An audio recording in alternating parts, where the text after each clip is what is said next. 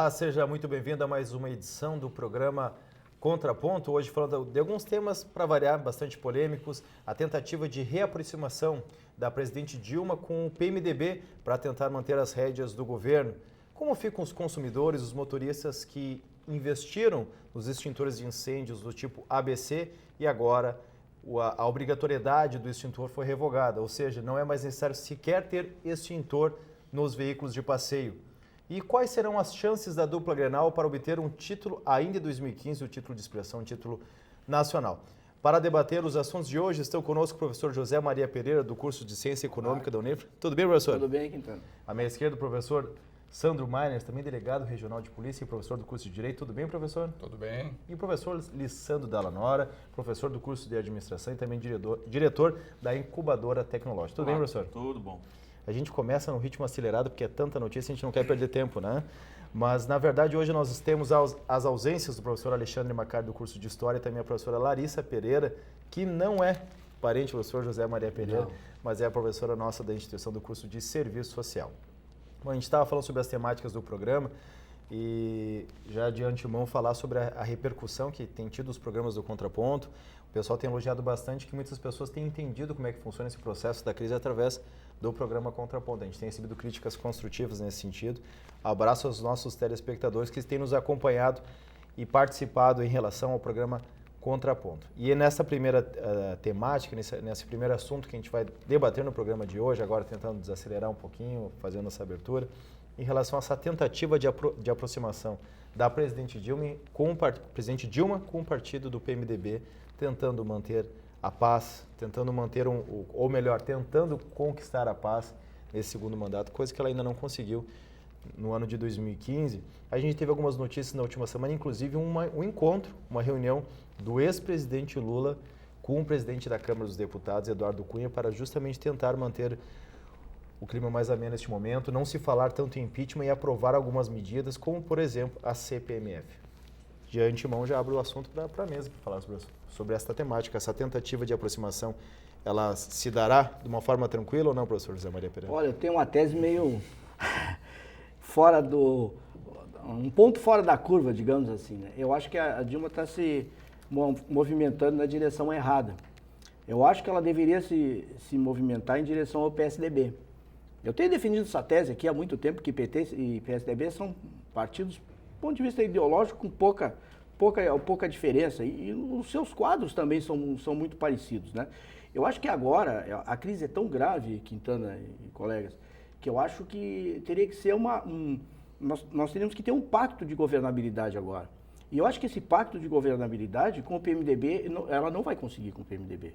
A meta do PMDB é conseguir cargos e, se possível, conseguir o poder nesse momento. Então, eu acho que o PMDB, na verdade, ele joga que apoia a Dilma, mas nos bastidores ele solapa, né? E agora a gente está vendo quase uma humilhação do governo, né? Trocando ministérios. Quer dizer, é a velha política, quer dizer, acho que o PT assumiu o governo exatamente para não fazer a velha política do toma lá, dá cá. E a gente está vendo o absurdo que é a Dilma rifando ministérios, né? Se sujeitando a quase uma chantagem para que o PMDB não vote a chamada pauta-bomba, né? Que, na verdade, é absurdo essa pauta-bomba. Quer dizer, qualquer brasileiro, não vou falar nem em deputado ou senador, que tem algum compromisso com o país, não pode derrubar esses vetos, né? Porque esses vetos, se tu está tentando fazer um ajuste fiscal e tu tem, né, um aumento absurdo de despesa, quer dizer, não faz nenhum sentido. Quer dizer, se o Congresso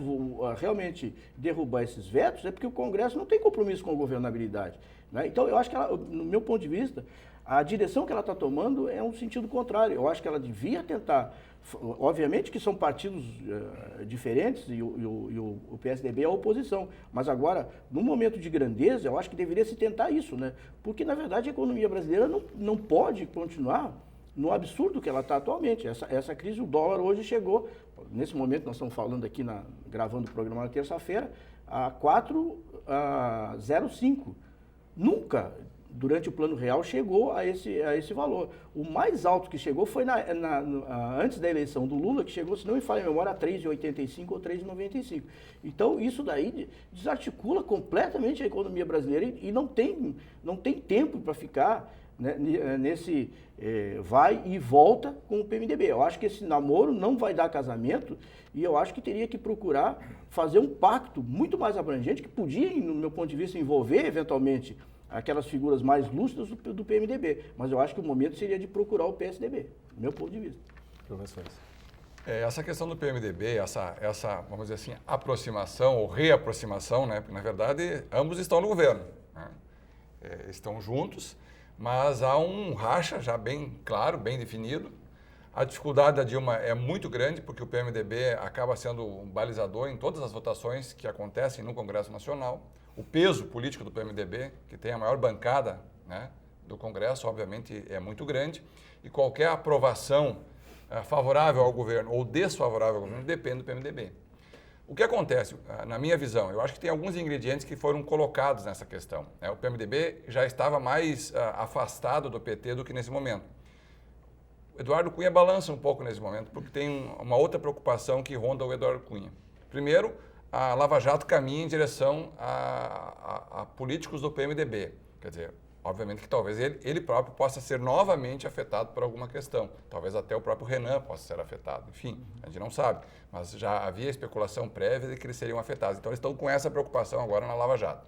Segunda questão, a decisão do STF na semana passada, em relação ao financiamento das empresas nas campanhas, também atacou Eduardo Cunha, que na verdade, ele tem uma posição diametralmente oposta à decisão do STF. Que é o problema, que a Dilma vai ter que vetar. Vai ter que vetar, exatamente. Porque ela não pode contrariar o Supremo. Então, na verdade, o que acontece? O Eduardo Cunha talvez tenha que, em algum momento, chegar num consenso com Dilma, né? E isso pode trazer algum proveito nesse momento para Dilma. Ele tem uma carta na manga que é os impeachment, né? Os pedidos de impeachment que ele coloca em votação ou não coloca. Então, ele tem. Diz que até quarta-feira ele daria... Na verdade, amanhã, né? Mas daí é uma oposição. Aí nós vamos entrar na política do toma lá da cá. Mas já entramos, eu acho que já entramos. A Dilma vai ter que ceder e vai ter que ceder para Eduardo Cunha e vice-versa, né? Então, na verdade, esse é o cenário que se apresenta. Mas eu acho que a questão da governabilidade está muito comprometida. O governo demora muito a tomar as medidas. O governo agora tenta a CPMF, uma medida totalmente impopular, num momento difícil. Mas que tem uma certa similitude com o contexto hoje do Rio Grande do Sul. Enquanto nós estamos gravando o programa aqui, a Assembleia Legislativa trata sobre a questão do aumento das alíquotas do ICMS. No plano federal se vive uma situação similar, não com tamanha dimensão de gravidade como nós vivemos aqui no Estado. Mas também, obviamente, a própria oposição já começa a ficar preocupada com algumas questões. Já se começa a ouvir alguns ruídos da oposição, que até então só jogava pedra na Geni, ou seja, só tirava pedra na Dilma. E agora começa a olhar para a Dilma, né, preocupado com a questão do caminho do país, porque todos vão ser afetados por algumas questões. Mas eu acho, Sandro, discordando um pouquinho, eu acho que a crise nacional é maior do que a crise do Rio Grande do Sul. Eu também acho. Do ponto de vista político, sim. Eu estou colocando a semelhança entre os dois. O Sartori tem base, né? E provavelmente vai passar na Assembleia. Exatamente. Né? E a Dilma não tem. E a Dilma não tem. Mas em Então, mas em termos econômicos, que é o seu certame, o Estado se encontra num momento pior, né? Sim. Que eu acho que é nesse sentido que na verdade, assim, o que acontece? O cenário que se apresenta no Estado, com esse movimento dos servidores públicos, algumas outras categorias agora fazendo movimentos contra o aumento do ICMS, enfim, parece que há uma situação que torna ingovernável o Estado se não ocorrer a aprovação. Politicamente, sim. O governo federal, ele tem ainda alguma gordura para queimar. Ele vai cortar algumas políticas de incentivo, algumas áreas, vai tirar dinheiro daqui, pode fazer alguma manipulação no sentido do emprego das verbas públicas. A CPMF pelo impacto que ela teria em termos de valor, né, aparentemente a CPMF renderia... O governo encaminhou hoje, finalmente, Saiu hoje, né? O projeto, encaminhou, e não é 0,38, é 0,20. Então, os governadores que pedem que aumente para 0,38. Bom, aí provavelmente quem vai fazer esse serviço vai ser o Congresso. O próprio Congresso vai fazer isso a pedido dos governadores. A pedido dos governadores. Bom, no dia seguinte, quando largaram esse balão de ensaio, tinha 8 governadores em Brasília, para ter uma ideia. Então, por exemplo, o caso do Sartori, por isso que eu acho que a crise do Rio Grande do Sul seria mais fácil de resolver, claro que depende um pouco da crise nacional, mas se passa a CPMF de 0,38, passando o aumento do ICMS aqui, né, então está resolvida. Ter resolvido, financeiramente vai ter uma pelo menos para poder pagar o funcionalismo está resolvido. E na verdade nós vamos ver o quê? Governadores do PT, do PMDB, talvez até do PSDB, de outros partidos Não, de e não só oposição. os prefeitos também. os prefeitos. Agora, tem prefeito aqui hoje na Assembleia Legislativa por causa do aumento do ICMS, entendeu? Porque para manter a saúde, aquele discurso todo, a saúde, Mas o melhor exemplo a disso... educação, o transporte escolar, eles querem o quê? Mais impostos. O melhor exemplo disso é o que aconteceu aqui no Rio Grande do Sul com o prefeito do PT, que é o Jairo Jorge de Canoas, que defendeu publicamente a necessidade do aumento do ICMS, da alíquota do ICMS. E ele é do PT, e o PT radicalmente fixou posição contrariamente ao aumento. Claro, é mais fácil aumentar imposto sempre. Mas, agregando a nossa discussão aqui, eu acho que talvez nós temos que botar um pouco da nossa percepção em cima de como o governo vai sair nessa questão da troca-troca, não é? O toma cá e o dá lá. Por quê? As questões de mexer com os ministérios, por exemplo. Alguns partidos vão sair sem poder. Pois é, mas sabe que Como até a própria base aliada do PT já está preocupada com isso, que vai perder ministérios Mas expressivos. eu acho que é mais para inglês ver esse negócio dos ministérios. Casualmente eu vi uma notícia hoje, por exemplo, o Ministério da Pesca, né? O Ministério da Pesca está com o Helder Barbalho, que é filho do senador Jader Barbalho. Aí, então, esse Ministério da Pesca seria anexado ao Ministério da Agricultura, tá certo? Mas aí o Helder Barbalho vai ser transferido para o Ministério da Agricultura. Tá entendendo? Quer dizer, na verdade não vai mudar nada. Vai perder só o status de ministro. Só. Mas aí tu perde um pouco do teu poder de decidir com aquela tua prerrogativa de ministro. Na verdade, e até onde o governo tem condição hoje. O Brasil é um país ingovernável pelo seguinte, porque tem 39 ministérios, e sabe quantos partidos políticos tem no Brasil? Ninguém sabe. Não. Parece que é 33 agora, porque a rede está sendo oficializada agora, então vai ser 33 partidos políticos e 39 ministérios. Esse partido não tem como dar certo. É impossível dar certo um país desse jeito, né? Com essa burocracia toda. E atender a todos esses interesses, claro, os múltiplos interesses que são encontrados, são cotejados em todas as discussões. E veja bem, a necessidade que os partidos hoje têm de se fundirem nas eleições, ou seja, de se comprometerem com outros partidos em busca de tempo de horário eleitoral, em busca de apoio político. Às vezes um deputado, né, como por exemplo na Assembleia Legislativa, um deputado faz a diferença. Hoje à tarde está sendo demonstrado isso na Assembleia Legislativa. Até pela troca que teve. Tá? Né? No governo federal, um deputado obviamente não é tão significativo, mas uma bancada com 4 ou 5 já pode definir a aprovação ou não de um projeto. Então, na verdade, a política do toma lá da cá, ela é necessária. Enraizada de uma forma... E eu acho que isso não vai resolver. Eu acho que mas aí tem um detalhe, o problema é a Dilma, né? A Dilma não tem esse traquejo para essa questão. Ela tem dificuldade para Eu até passei para o Quintana uma entrevista que saiu essa semana do Delfim Neto, né? E a manchete é essa, a Dilma é uma atrapalhona. É simplesmente uma atrapalhona. É simplesmente uma atrapalhona. E ele votou nela, votou nela. Que realmente em 2011, né, quando ela assumiu, tinha uma determinada política econômica mais ou menos traçada. E ao longo do caminho ela se perdeu. E eu acho que ele tem razão nesse sentido. Quer dizer, quando as coisas começaram a dar errado, né, sobretudo em 2013 e 2014, a Dilma não mudou de rumo. E fez de conta que aquilo não estava acontecendo. E mesmo quando ela assumiu agora, já ganhando em 2014, assumiu em 2015, ela também não admitiu, né? Ela não admitiu que a política estava errada.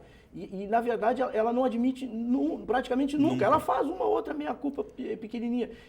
Então, mas isso faz parte de uma certa postura até de prepotência. Pois que ela exatamente. tem É por isso que eles chamam de um atrapalhando. E aí o povo não entende. Por que a popularidade é tão baixa? Porque ela passa por mentirosa. Quando, na verdade, ela deveria falar a verdade. Dizer, olha, nós fizemos esse tipo de política econômica, aconteceu, mas deu errado. Então, nós vamos mudar. Vai ser sacrifício durante 2 anos para ajustar as contas públicas? Vai ser. Mas ela poderia obter o apoio da população. E a população apoiaria. Provavelmente. Com certeza. E essa letargia da Dilma, essa incapacidade de admitir os erros, essa incapacidade de tomar decisões imediatas, decisões de persistir no erro durante muito tempo em várias situações do governo, isso está bem claro, né? Persistir no erro, isso é burrice, né? O ditado popular já diz isso. Fez com que nós chegássemos nessa situação econômica, né? O governo, na época Lula, viveu uma economia pujante, gastou muito, a Dilma, aproveitando aquela gastança do governo Lula, no primeiro mandato fez a mesma coisa, não se preocupou absolutamente em nada, em contingenciar recursos, em contingenciar despesas, e acabou gerando essa crise toda, porque obviamente queria mostrar, né, na eleição um cenário que era... Talvez o caso da Dilma seja mais ou menos, eu não sei, uma tese algo que eu pensei agora, em relação ao Lula, né? Talvez seja um pouco isso, eu nunca pensei desse jeito, mas talvez o fato da Dilma tentar, nesse primeiro mandato dela, fazer uma política totalmente assim, com descuido para a questão fiscal, talvez seja essa comparação com o Lula.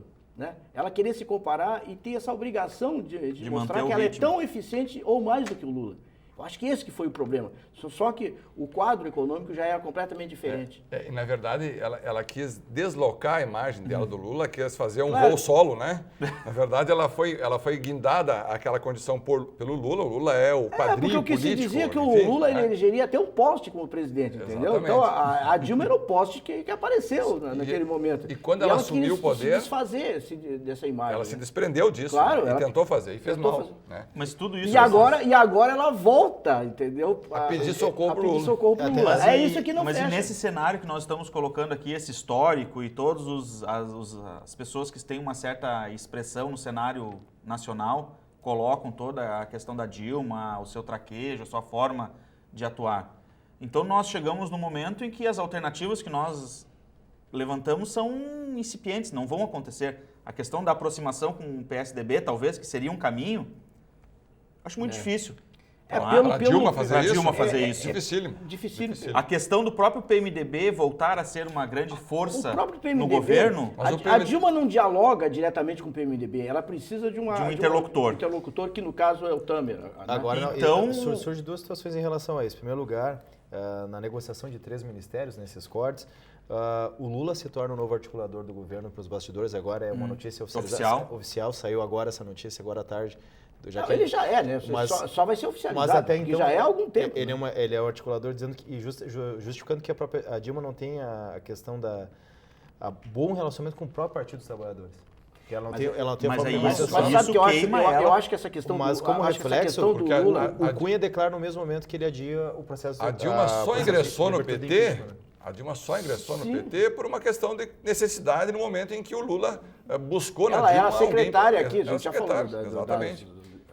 Das Minas e Energia, aqui não se chama. Secretária de Energia do Rio Grande do Sul, que era do PDT na época do Brizola. Na época do Brizola. E aí o Brizola daquele... Não, da época do Olívio.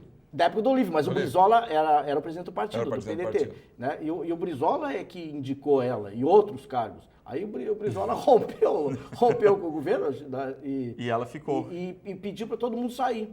E ela foi uma das que não saiu.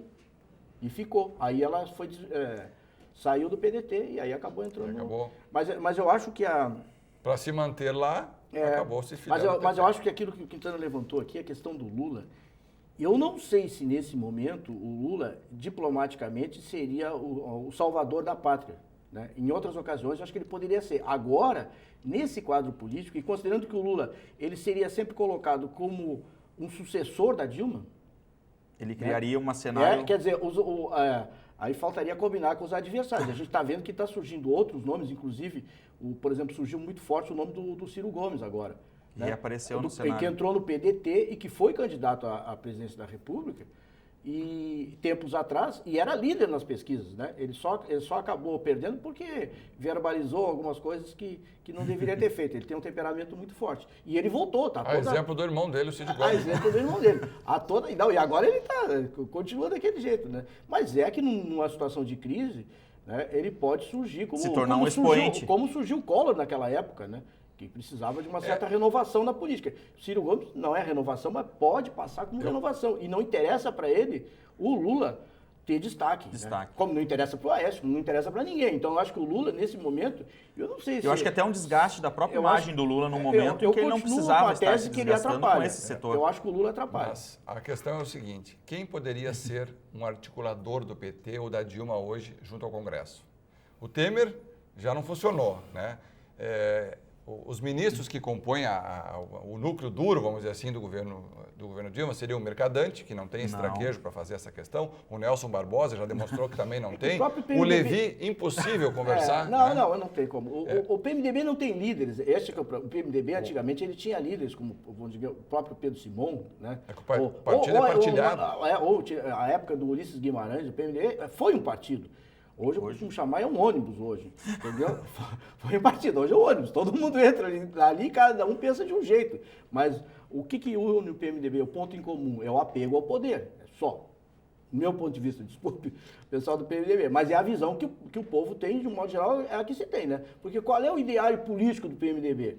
Aí tu vai perguntar, o PMDB do Sul ou o PMDB de SP, né? São Paulo. Ou o PDV de Brasília, do Senado ou da Câmara? Com quem que a Dilma negociaria? Se essa articulação do Lula, em termos para a população, vai dar certo, a gente não sabe. Agora, para o governo Dilma, trouxe um reflexo. O Cunha, pelo menos, adiou a questão da abertura do impeachment.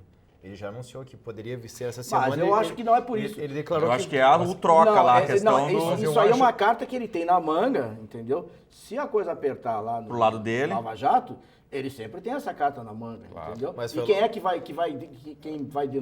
quem tem um papel importante nisso é o Procurador-Geral da República, que a gente sabe que tem uma relação muito próxima com o governo.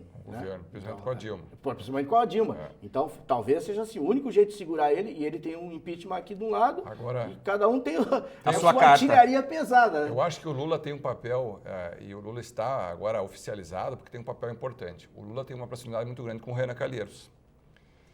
E o Renan Calheiros já veio com a Agenda Brasil, com aquela questão... Né, unificação de vários pontos em nome do Brasil, para a construção do Brasil, para superar a crise, enfim. Então, o Lula, com essa proximidade que ele tem com o Renan, seria talvez a grande alternativa que o governo veria hoje, porque se o governo tiver o Senado na mão, não existe impeachment, não existe nada. Sabe qual seria do meu ponto de vista, o único jeito do Lula ser um bom interlocutor e um articulador, e talvez até um salvador da pátria, seria... se ele fizesse o contrário do que ele fez, se ele dissesse que não será candidato a presidente da República. Mesmo que depois... Se ele disser... Não, eu suponho que ele tem a palavra. Né? Quer dizer, ele tem que dizer que não vai ser... Ele usa bigode. E vai ser cobrado, entendeu? Mas ele já disse o contrário, que né, se ninguém se candidatar, ele se candidata. Se ninguém do PT se candidatar, algo assim, ele já falou. Acho que essa sempre foi a intenção dele, né? Essa sempre foi a intenção. Então, ele sempre vai ser recebido com desconfiança. Por isso que eu acho que ele não é um bom interlocutor. Agora, quem seria...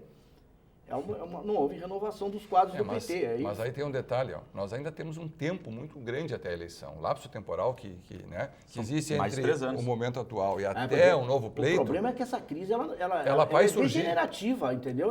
Se continuar no caminho que está... E o dólar está mostrando isso. Não tem como. Ó, imagina os reflexos do dólar do ponto de vista de inflação, do ponto de vista de empresas que têm importações. Como é que elas vão pagar? Estava vendo, por exemplo, jogador de futebol. Jogador de futebol, time de futebol que tiver muito argentino, está lascado. Qual é a relação? Porque os argentinos, por exemplo, o Palmeiras tem 2, né? Dobrou os salários deles em reais. Claro, porque o dólar era 2, passou para 4 quando foi contratado. Os times de futebol do Brasil vão ter que se desfazer dos estrangeiros, porque eles recebem dólar, claro. Já pensou nisso? Daqui a pouco a gente pode falar sobre isso, até para ver a questão do favoritismo na dupla Grenal, mas isso não tinha um bloco, a chamada pauta light, que a gente fala, a gente vai ver se é quais dos dois times, se é que tem algum dos dois que tem alguma chance real de título. Mas antes, no próximo bloco, a gente vai falar da situação dos consumidores motoristas que aderiram os extintores do tipo ABC por uma exigência legal. Só que essa exigência foi derrubada na última semana, porque a partir de agora os extintores não são mais obrigatórios em carros de passeio. A gente vai ouvir os motoristas, alguns motoristas nas ruas e debater essa temática aqui no próximo bloco. Fique conosco, voltamos em um minuto.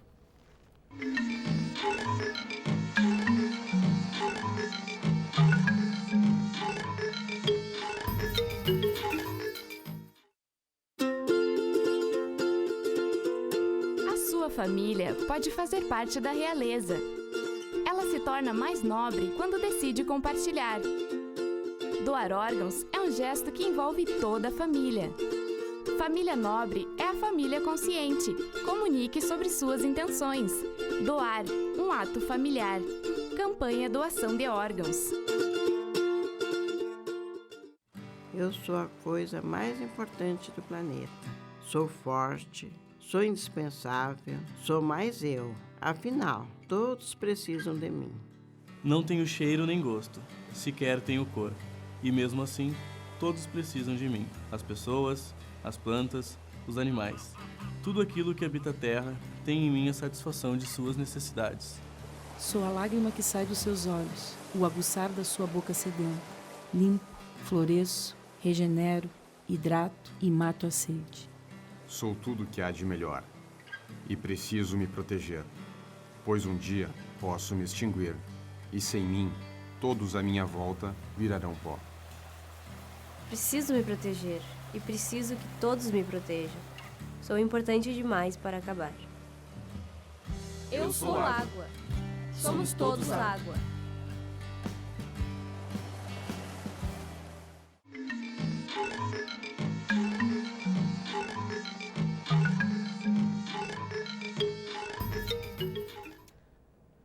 De volta com o programa Contraponto, com uma notícia de para quem não quer gastar com um novo extintor de incêndio, para quem a cada período às vezes acaba esquecendo e já foi até mesmo multado, a notícia, por um lado, pode parecer positiva.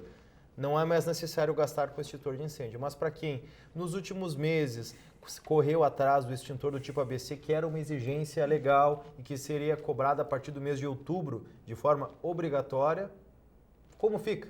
Afinal de contas, a partir de agora não é necessário sequer ter extintor de incêndio nos carros de passeio. Antes de estender esse assunto à nossa mesa, a gente vai ouvir o que os motoristas de Santa Maria falaram a respeito, como é que eles se sentem com essa notícia. O nosso acadêmico de jornalismo, Lucas Cirolini, foi às ruas conversar com os motoristas com o nosso cinegrafista Márcio Santos. Vamos conferir.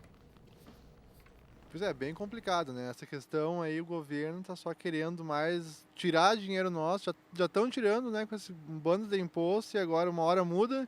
Olha, não vai demorar muito para eles pegarem, revogar isso aí, voltar de novo o extintor e cobrar um outro tipo que nem existe. Isso é para sacanear o cara, né? Só para investir e não ter retorno, né?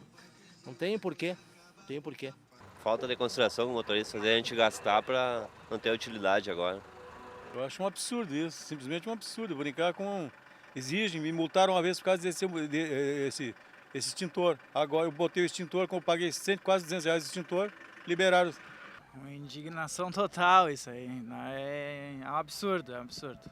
A gente gasta um monte de dinheiro para não fazer influência nenhuma depois. Não é mais obrigatório, mas a questão da segurança, o senhor vai continuar usando ou não? Com certeza. E o meu extintor do meu carro é aquele por 5 anos. E quando vencer, eu pretendo renovar. O que está no carro eu vou continuar usando, mas no próximo carro que eu comprar, se não vier extintor, não vou comprar. Eu acho que é bom ter. É muito importante. O meu carro já pegou fogo uma vez e eu tinha o extintor e foi o que nos salvou. Eu acho que a atitude é errada, porque isso para nós é muito vulnerável. Em ocasião de algum incêndio em um carro qualquer, a gente está sempre pronto para ajudar o cidadão também, né? Isso aí. A gente viu um relato até mesmo de um motorista dizendo que já foi multado porque estava com o extintor vencido.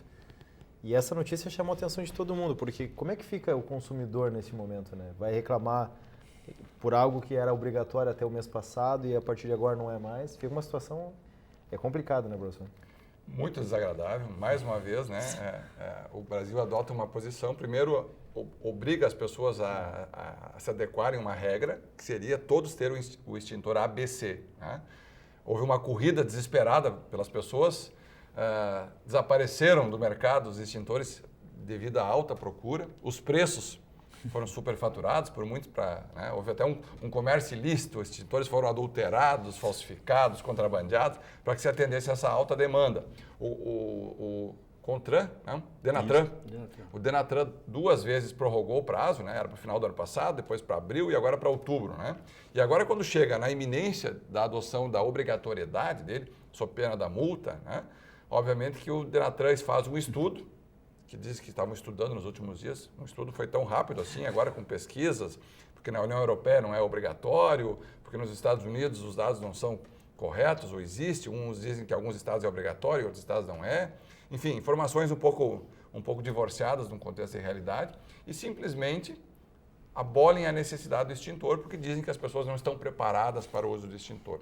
Isso me parece muito algo similar que aconteceu no passado com relação ao kit de primeiros socorros. Eu ia falar isso. As pessoas eram obrigadas a ter o kit, todo mundo comprou o tal kit e depois que todas as pessoas tinham comprado... Mas ninguém sabia usar, né? As pessoas não sabiam usar. Mas caía no exame de motorista. Exatamente. Mas aí o detalhe, né? Eu errei essa questão. Todas as pessoas compraram, é que nem os extintores, né? Bom, agora a indústria dos extintores já começa a dizer, bom, agora vamos ter uma alta... Aí é que eu acho que não é puxar para o meu lado, mas é o lobby. Imagina, olha só o prejuízo que vão ter essas indústrias que fabricam extintores. E o comércio também, de um modo geral, né? Até acabar os estoques e tudo. Agora, essa não tem justificativa, né? Porque o sujeito, claro, o fato de terem feito uma pesquisa e demonstrar que a maioria ou não sabia usar o extintor, ou no caso não sabia nem onde se localizava o extintor no carro, não quer dizer, como falou ali na enquete, né, o motorista, alguém poderia saber, no caso de um acidente, e ajudar e evitar uma tragédia maior. Então, quer dizer, tudo aquilo, se a gente obriga as pessoas a usarem cinto de segurança, uma série de coisas, por que não um extintor de incêndio, que nem é uma coisa tão cara assim para não ser usado, né? Eu, pessoalmente, eu acredito que o extintor é algo extremamente útil num veículo, extremamente eu também acho que é importante. Eu já utilizei extintor, situações de acidentes, tu pode, mesmo que tu não vá utilizar no teu carro, enfim, um incêndio pode ajudar uma outra pessoa? Pode ajudar uma pessoa numa situação de perigo, num incêndio. Se ninguém tiver extintor, vai encontrar um acidente, um carro pode prender fogo e ninguém vai poder fazer nada porque não tem um equipamento básico ali que pode ser utilizado instantaneamente. Um argumento que eles dão é que os veículos atualmente modernos, ele já tem um dispositivo que, no caso de uma batida, corta a ignição, né? Então, cortaria o Sim, mas aí nós temos que analisar a frota do brasileiro que está trafegando. Qual é o tipo? Pô, isso é outra coisa também, né? A frota muito antiga de carros, né?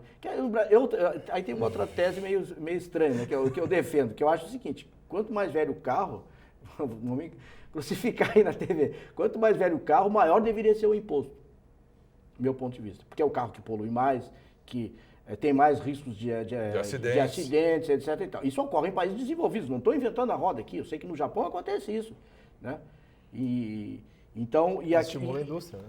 Claro, mas tem que ser o contrário, entendeu? O carro novo, que tem mais segurança e tudo mais, é o que deveria pagar menos impostos. Em países europeus, depois de um determinado tempo, 20 anos de uso, 15 anos de uso, as pessoas têm que apresentar o veículo para um órgão estatal, esse órgão vai analisar se o veículo tem condições de trafegabilidade, e se não tiver, eles dão um prazo de ajuste. Se não ocorrer o prazo de ajuste, em determinado momento a pessoa, como no Brasil, né, simplesmente não voltaria lá para fazer uma nova vistoria, uma nova verificação. Quando ele for encontrado em via pública, o carro simplesmente é apreendido, levado para um depósito e o sujeito não recebe sequer indenização pelo carro. E no Japão é pior, todos os custos correm por conta do proprietário. Entendeu? São essas incoerências, muitas vezes, que nós nos deparamos dia a dia no Brasil, não é? As regras, as leis são feitas, muitas vezes, sem um amparo técnico, que é o caso de uma exigência como essa. Porque não faz sentido um carro com escapamento, polui o ambiente, a saúde das pessoas, quer dizer, tem uma série de custos que não são visíveis, entendeu? E ele no caso, estimulado, entendeu? Porque paga imposto mais barato. Não, devia pagar um imposto mais caro. Eu, no caso, eu troquei o extintor. Não é? Há 2 meses atrás, como eu estava vencendo, adquiri vou ficar como um troféu, não é? Você comprou o ABC? Comprei o ABC e vou ficar de recordação, provavelmente, se nada mudar. E vou guardar dentro do carro, se eu me desfazer desse carro, eu vou guardar ele para o próximo carro. Eu estou defendendo, mas mesmo assim, eu pessoalmente nunca cheguei perto do extintor. E no caso... O caso do kit médico também foi a mesma situação. Mas não, por favor. Outra questão que foi há um tempo atrás, se baixou uma normativa dos faróis acesos durante o dia. Houve diversas pessoas que investiram em sistemas caiu, e parece que vai voltar de novo. Se não me falha a memória, quem inventou essa lei, que era muito odiada no princípio, foi o hoje deputado federal, Onyx Lorenzoni. Se não me falha a memória, é dele. Era dele essa legislação. Isso, na verdade, seria útil em países, por exemplo, onde tem neve, né? Com certeza. Que ajudaria muito. Né? Agora, o caso do Brasil aqui, até onde eu saiba, neve não temos. Não é normal ainda. Mas eu acho que do jeito que vai, nós vamos ter neve também. Mas em dias de tempo nublado... Claro, não, ajuda. Tem uma chuva torrencial. Ajuda é pouco. É muito importante. Mas não adianta nada o sujeito botar a luz e exceder a velocidade, né? Porque hoje o cara que põe luz, em geral, ele põe essa luz porque ele vai cortando todo mundo e quer que os outros que estão do outro lado enxerguem. Também tem essa, né? Eu não concordo, senhor. Em dias nublados é uma questão de segurança. Não, o carro escuro, ele fica pouco visível. O sol alto, por exemplo. Eu, como instalei os sistemas, liguei o carro, acendo os faróis, tá assim e vai continuar assim. Dia e noite está sempre aceso. Mas é investimentos, muitas vezes, que o brasileiro é obrigado a fazer, e não tem um fim. É só um custo que nós temos de ser brasileiros. Agora, o senhor José Maria Pereira falou me chamou a atenção uma fala do professor dizendo que imagina o prejuízo das empresas que investiram neste ramo agora com essa proibição. Mas eu penso no prejuízo do consumidor. Não, tudo bem. Porque as empresas nesse período... O que é feito no Brasil é tudo em cima da perna. Não tem planejamento. Mas as empresas também tiveram lucro. Exato. Elas venderam muito. Certo, mas vamos imaginar, o Lisandro que é administrador. Uma empresa se planeja a longo prazo. Um certo cenário, entendeu? Um crescimento da demanda. Por trás de uma empresa tem funcionários, tem obrigações, tem uma série de coisas. Se planeja. Aí de uma hora para outra, aquilo é rompido. Né? Isso não pode Só para acontecer. contribuir. Eu acho que pode ser feito, entendeu? Mas através... Primeiro que eu acho que uma coisa tão importante dessa tinha que ser votado numa assembleia. Um contexto mais amplo. Porque um burocrata de plantão chega lá e diz assim... Acabou. Bom, hoje, a partir de agora, eu não quero mais, não precisa mais, entendeu? E todo mundo tem que sujeitar. Aí vem outro lá e diz assim, não, mas agora eu quero 2 extintores. E aí vamos botar 2 extintores. É isso que eu E hoje teve algumas reportagens sobre o assunto, que teve alguns empresários que investiram pesado, investiram lá, por onde o tamanho do negócio deles, R$200 mil, por exemplo, em estoque de extintores. Acabou o negócio. Porque quem vendeu para ele, a empresa que produziu, não vai receber de volta. E aí tem o funcionário lá da recepção, ou... Não, vai gerar desemprego, claro, com certeza vai gerar desemprego. Isso também tem outro lado. Tem vários lados. Tem vários cenários que tem que ser avaliados. Mas eu acho que a grande crítica que nós temos que fazer aí é a forma irresponsável como o poder público trata essas questões. Isso é um desrespeito com o consumidor, é um desrespeito com o povo e é um desrespeito até com o empresário, né?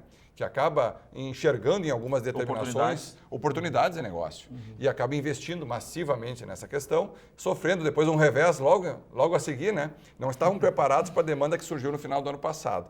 E agora, 10 meses, 9 meses depois, nasceu o filho, né, do problema, que foi a decisão que retroagiu e agora sequer é obrigatória a necessidade do extintor.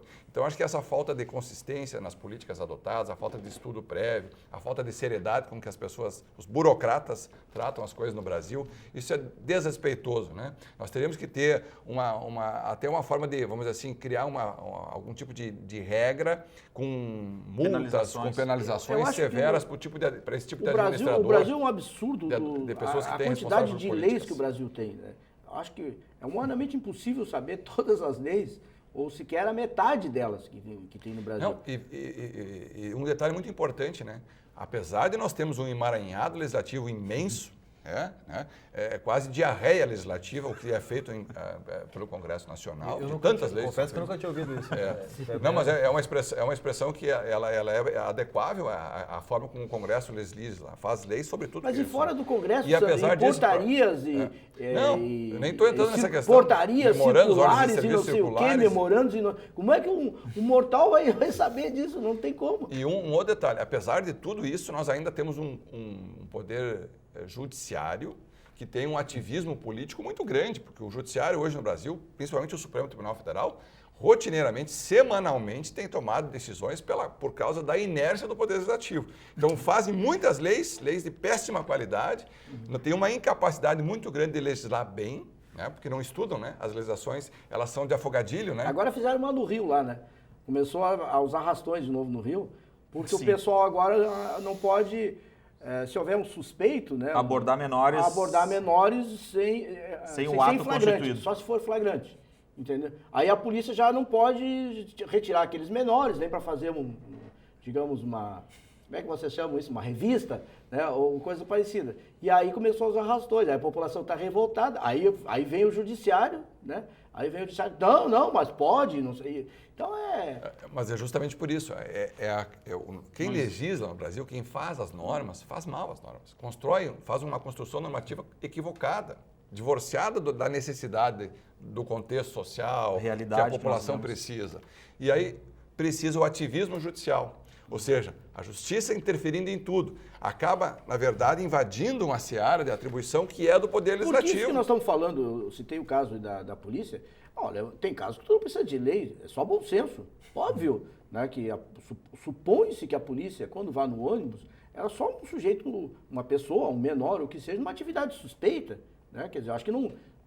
É uma questão preventiva, porque depois que acontece o crime, aí não adianta. Alguém morreu ou se feriu. E veja bem, ó, a nossa lei processual penal brasileira, ela fala que uma busca pessoal significa o quê? Uma identificação com uma revista numa pessoa que, se ela tiver uma atitude suspeita e gerar ao agente público, ao agente policial, a chamada fundada suspeita, a expressão que está lá literal no texto do artigo de lei, ela permite que o sujeito seja identificado, seja revistado, desde que o policial justifique, o agente do Estado justifique essa fundada suspeita. Então, essas pessoas em atitudes suspeitas, em locais suspeitos, com comportamentos suspeitos, obviamente que elas precisam de um olhar do Estado, sob pena de engessar a ação e ainda permitir que o criminoso tenha mais liberdade para atacar o patrimônio alheio, os bens alheios, as pessoas de bem, que ficam à mercê dessa violência. Na verdade, isso daí, digamos no Rio, parte do pressuposto o seguinte, não, é que a polícia entra no ônibus e todo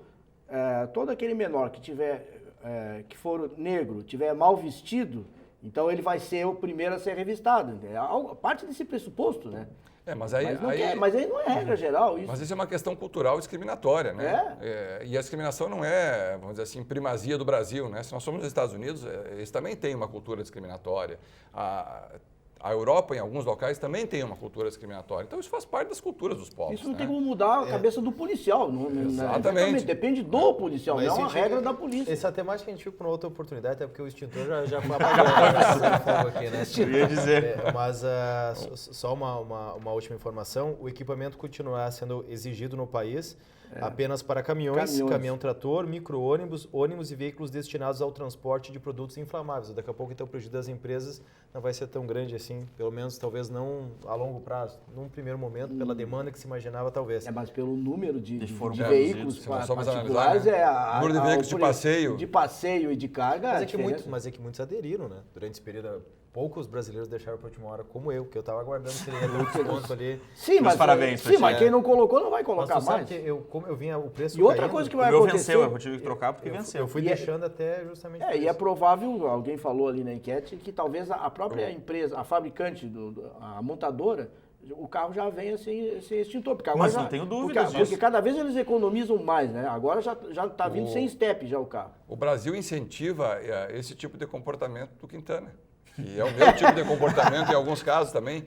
Ou seja, toda pessoa que deixa para depois acaba sendo beneficiada. É que nem o mal pagador, né? Ou aquele sujeito que não paga os tributos em dia. Sempre aparece uma alternativa. Né? O cara que não paga o IPTU há 5 anos, ele vai lá e... acaba sendo anistiado, acaba sendo beneficiado, acaba tendo um arrefecimento da multa, né? Quer dizer, eu também deixo muitas coisas para a última hora, porque justamente pensando nessas questões, contumaz esse comportamento. Ele ia te criticar, mas depois ele resolveu fazer um elogio e aí... Eu aceito a crítica, na verdade, eu como consumidor, eu jamais atraso uma conta, posso ficar devendo em outras situações, mas nunca atraso uma conta. Mas em relação aos extintores, porque eu vi um prevalecimento das empresas no primeiro momento, onde não existia o número de extintores suficientes, eles se extinguiam numa facilidade muito grande e o preço era muito elevado. Como eu vi que o preço vinha reduzindo, eu digo, vou até o limite para saber o preço real que eu vou poder pagar.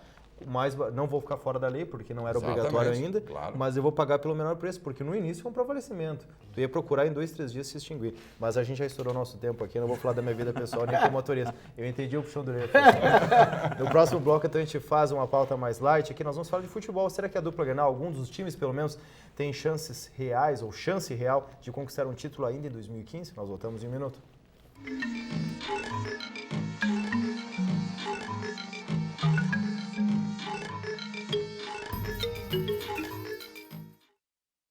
Pedrinho é uma criança especial, que enfrenta dificuldades diariamente. Para passar por tudo isso, conta com seus fiéis amiguinhos escudeiros, que o ajudam a vencer cada obstáculo.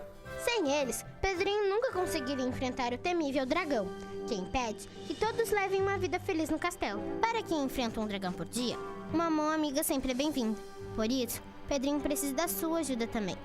Contribua com a Escola Antônio Francisco Lisboa e transforme a vida de vários Pedrinhos. Por meio da educação, milhares de jovens colaboradores e pesquisadores compartilham suas experiências em um ambiente vivo, amparado na liberdade de pensar e criar. A comunidade universitária é um lugar em que o estudante pode desenvolver seu perfil próprio, enriquecendo assim o bem comum. Polo Nacional de Inovação por meio da Nanociência é referência em qualidade de ensino no Rio Grande do Sul. Centro Universitário Franciscano, uma universidade para suas aspirações.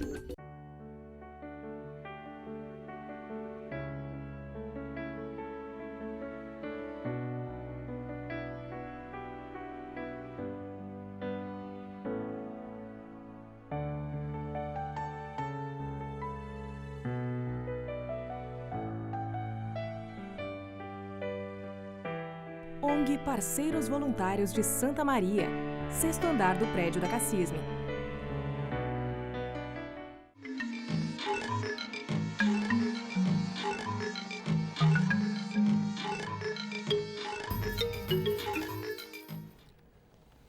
Voltamos com o programa Contraponto, último bloco. Agora nós vamos falar de esporte.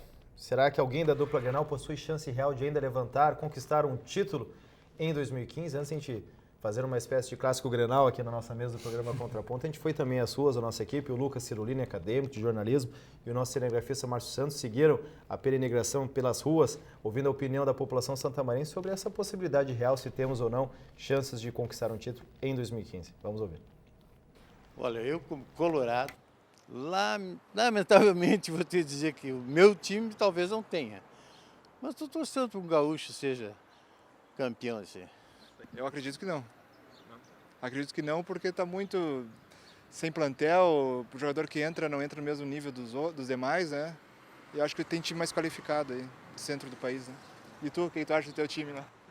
Eu acho que o Campeonato Brasileiro é muito disputado. Ali, os 10 que estão, 10 primeiros colocados têm chance de chegar, porque ainda tem muita pontuação ainda. O Campeonato Brasileiro é disputado e as equipes estão oscilando muito. Sinceramente, esse ano, como eu sou colorado, a minha família toda é gremista, só eu sou colorado, né? Mas eu acredito no título da Copa do Brasil. É o único esse ano. Já ganhamos o Gauchão, porque no Brasileirão não tem mais chance. O Grêmio passando pelo Fluminense, tem uma grande chance nas semifinais, se defrontar ou com o Palmeiras ou com o Inter que vai passar. Não. Nenhum dos times? Nenhum dos dois. Sim, o Inter acho que tem, na Copa do Brasil. E o Grêmio não, porque eu sou colorado, né? Eu acho que não. Olha, eu acredito no meu time, o Grêmio. Tem condições de conquistar a Copa do Brasil. Acho que sim, a Copa do Brasil, eu acho. Acho que amanhã nós ganhamos de 2-0. Você é gremista ou colorado? Sou colorado. O Inter eu acho que sim, né? Espera a Copa do Brasil e ganha, acho. Tem chance, né? Tá entre os 8 ali, acho que espero que ganhe. Que vem bem. Que vem para nós. 100% do Grêmio que vem bem. A gente vê que o pessoal puxa a brasa pro seu time, né? Mas fazendo uma análise rapidamente, então, no Campeonato Brasileiro, o Corinthians lidera com 57 pontos, o Grêmio está na terceira posição com 48 pontos, e o Internacional está em sétimo lugar com 41 pontos. Na Copa do Brasil, não existe um critério de pontuação, é mata-mata, confronto direto. Nesta quarta-feira, logo após a primeira edição do Contraponto, que reprisa algumas vezes durante semanas, a primeira edição, quem assistiu a primeira edição ainda não aconteceu. Nem Santos. Aliás, o jogo estaria começando durante o Contraponto. Eu falei Santos, não. Internacional e Palmeiras e depois Grêmio e Fluminense. E a primeira edição é? É às 7 horas da noite. Bom. E o jogo do Internacional e Palmeiras é às 7h30, né? Então, ainda é um confronto aberto. Quem levar melhor, né, nesses confrontos vai até a semifinal, podendo ter mesmo ter um clássico Grenal na semifinal da Copa do Brasil. E agora eu estendo a opinião mesmo. Tem o critério do gol fora de casa? Sim. Na Copa do Brasil tem. O Grêmio joga na primeira partida no Rio de Janeiro contra o Fluminense e o Internacional joga a primeira em casa contra o Palmeiras. Eu não concordo com isso. Gol é gol. Dentro ou fora de casa, isso aí eu acho que também é um... Mas se a gente for fazer uma prognose do desempenho da dupla Grenal, tanto do Campeonato Brasileiro quanto a Copa do Brasil, nós temos dois cenários diferentes. No Campeonato Brasileiro, dois cenários. Quem é colorado acha que o Inter chega. Quem é gremista acha que o Grêmio chega. Sempre é dois cenários. Eu acho que no Campeonato Brasileiro nenhum dos dois tem chance. O título vai ser do Corinthians e dificilmente, o único time que poderia ameaçar o Corinthians, a meu juízo, pela minha opinião pessoal, é o Atlético Mineiro. Claro. O Grêmio não tem time para chegar lá, está fazendo uma ótima campanha, Mas tem um excelente técnico. O Quintana, que é o nosso especialista aqui, quantas rodadas ainda tem do Nacional? Ainda faltam 33 pontos, 11 rodadas. E vou dizer por que o Grêmio tem mudar dificuldade. ainda, hein? Por que o Grêmio tem dificuldade? O Grêmio não tem peça de reposição. Alguns jogadores saindo do time, ele não tem um jogador à altura para substituir essas pessoas. Não é um grupo homogêneo. Não é um grupo homogêneo. O Internacional, por sua vez, não tem condição alguma de chegar e talvez não vá chegar nem na classificação para a Libertadores. Acho, o G4, talvez a pré-Libertadores ainda possa brigar por ela. Eu ouvi do Colorado que ele disse assim que o Grêmio só estava aguardando lugar para o Inter.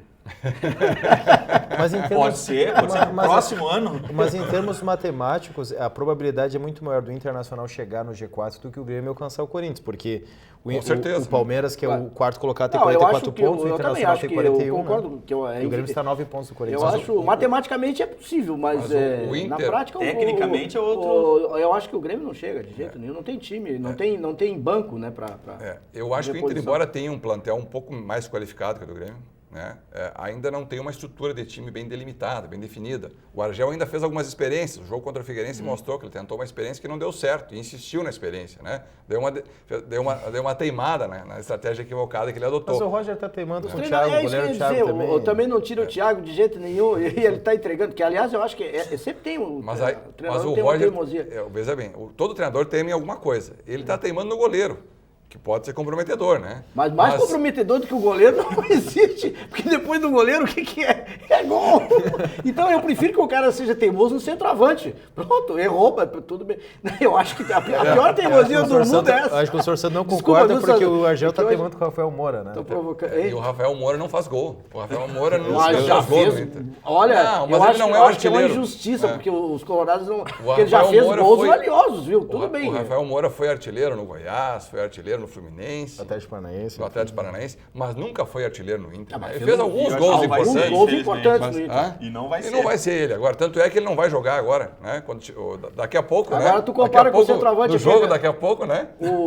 Exatamente. No jogo daqui a pouco o Rafael Moura é banco. Mas compara com... É Brian Rodrigues, né? O centroavante. Compara com o Brian Rodrigues. Mas o Rafael Moura... Bomba por bomba. Eu acho que o cenário é complexo. O Rafael Moura, só para ilustrar a discussão, ele fez alguns gols importantes nessa trajetória internacional. Ele fez 2 gols no primeiro clássico na Arena, né? Que o Internacional venceu por virada por 2-1 e fez o gol da classificação ano passado contra o Figueirense, que garantiu o Internacional para a Libertadores esse ano. Né? Exatamente. Mas no cenário da Copa do Brasil, eu já vejo diferente. Eu vejo que tanto o Inter quanto o Grêmio têm chance de ser campeões. Acho que os dois têm chance. E o Inter tem condição de passar pelo Palmeiras, o Grêmio tem condição de passar pelo Fluminense. Acho que o Grêmio está mais favorável até para o Grêmio passar pelo Fluminense do que o Inter pelo Palmeiras. Pelo momento atual que vive, né, o Fluminense está vivendo uma crise, o Ronaldinho está agravando a crise do Fluminense, acabou com a estrutura de time, o Ronaldinho tem esse poder de desagregar o time, né, de desvirtuar o time, que é um jogador que não treina, um jogador que faz festa, jogador que tem outros interesses que não são os interesses de comprometimento com o time, ganha mais do que todos para não jogar. Então isso desagrega as equipes, isso desgosta os jogadores, né? É um fator de desmotivação. Então eu acho que para o Grêmio o cenário é bem favorável. O Inter tem condições, já ganhou do Palmeiras esses dias, tem condição de passar pelo Palmeiras também. E aí teríamos um Grenal, que seria muito, eu acho que muito interessante um Grenal. Uma revanche, uma possibilidade, né? É tudo que eu queria, né? E o título mais à frente ainda. E o título mais à frente, quer dizer, seria muito importante. Mas tem um bicho-papão aí, a Copa do Brasil, que eu vejo que é o time do Santos. Para mim é o time mais estruturado e é o time que no Campeonato Brasileiro deu uma tropeçadinha agora, deu uma tropeçadinha nas últimas 2 rodadas, né? Mas cresceu bastante nos últimos Não, na última rodada. Na verdade, ele tropeçou contra a Ponte Preta. A Ponte Preta fora de casa. Mas em casa ele já se estabeleceu novamente. Ele goleou o vice na penúltima rodada. Do próprio Atlético Mineiro. Na penúltima rodada, por goleada, 4-1, né? Então, na verdade, eu acho que o Santos é o time que vai chegar na Libertadores e o Santos é o time que vai ser um dos finalistas da Copa do Brasil. Professor Alessandro, ainda não... Bom, o cenário já está construído aí, não é? Mas eu, como colorado, tenho que acreditar sempre. Só faltava o Lissandro se entregar, então eu vou entregar todo mundo aqui, pessoal da casa dele. O professor Pereira é gremista, o professor Sandro é colorado e o Lissandro é colorado. Na mesa aqui, eu vou ter que fazer o papel de neutro, né? Mas como comentarista, vão tentar ser neutros, né? Eu acredito que Campeonato Brasileiro, certo? O Grêmio vai ficar lá, terceiro, segundo, se em algum momento tiver algum tropeço aí de alguém que está à frente. O título é muito difícil, infelizmente. Eu acho que o Corinthians ele foi ajudado extremamente nas rodadas anteriores. O título foi dado a ele. Eu tenho uma convicção que o nosso Colorado ele vai conseguir, talvez, lá o 4º lugar. G4, Ele vem mostrando aí e talvez as partidas da Copa do Brasil tragam ânimo para isso. Não é? Eu acho muito difícil o Inter passar das semifinais. Talvez ele passe pelo Palmeiras, mas eu não sei se em um futuro Grenal ele vai ter tanto impacto, mesmo existindo aquele nosso último Grenal atravessado aí na nossa lembrança. Se for Grenal, eu acho que nós ganhamos o Grêmio. Será? Eu acho. Espero que tu tenhas, né, uma Porque é outro cenário, aposta. é outro momento. Mas eu acredito mais que ele consiga chegar no 4º lugar lá na Copa do Brasil, no Campeonato Brasileiro, do que da Copa do Brasil. Não sei o porquê. Tenho essa perspectiva. Mas acho que sim. Eu só fiquei triste de não ser um Grenal na final, não é? A possibilidade é um No sorteio lá, nós não temos essa opção. Seria muito lá. interessante, né? Seria histórico. Só para ilustrar, a questão do Corinthians, apesar do favorecimento da arbitragem, que em alguns casos até o próprio técnico Tite admitiu, a gente já debateu aqui no programa Contraponto, a questão do quanto a arbitragem poderia estar influenciando o resultado, há de se elogiar o trabalho do técnico Tite, porque o grupo não há estrelas. Talvez o Renato Augusto, que é um jogador selecionável, mas não é um grupo de estrelas. Nem o próprio Gil, que é o zagueiro da seleção brasileira. Elias. É um grupo, mas é um grupo homogêneo. É um grupo homogêneo. Não, mas tem aquele que era do São Paulo também. O Jadson? Mas que é um jogador acima dos 30 anos, que foi dispensado do São Paulo. Mas veja bem, o Corinthians não tem um jogador referência que todo time joga para ele. Sim, Quer dizer, a saída de um ou outro jogador Saíram- sempre é suprida por alguém no mesmo E nível. o Corinthians teve a perda do Sheik e do Emerson, e quando achou um substituto que é o Luciano, o menino se machucou. Bom, o Guerreiro, Paulo Guerreiro saiu e não está fazendo falta para o Corinthians. Eu concordo com isso, mas eu acho que o Corinthians também está sendo beneficiado, não só por essa questão que é discutível, da arbitragem, mas também pelo desempenho dos outros times. Times grandes, que o próprio Internacional, que passou por um desmonte, né, está sendo remontado. Outros times, como por exemplo o próprio Flamengo mesmo, que recebeu outros, né, foi um time montado e obviamente que esse time é irregular, é um time que não está acertado. Todos os outros grandes times... O próprio Cruzeiro aí que exatamente, tá passando, o né? Cruzeiro... Né, Bom, então, o Cruzeiro até lutou para não cair, bro. Então aqueles times... Eu acho que esse bloco, aquele time montado, eu acho que o que está valendo é isso. Por exemplo, o próprio Atlético Mineiro foi aquele que manteve mais jogadores. Pereira, eu vou pedir desculpa, eu vou ter que cortar o senhor, porque esse eu não posso estourar, porque senão a gente entra na programação vizinha. Rapidamente para encerrar, se existe a possibilidade real, em que competição e em qual time, professor? De ganhar?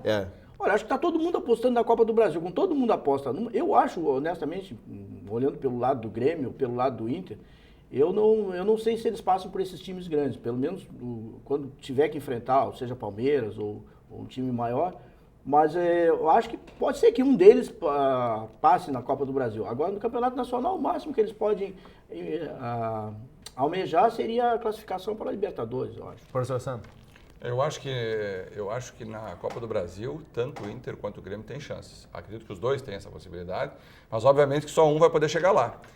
E eu acho que o vento sopra um pouco mais favoravelmente ao Internacional.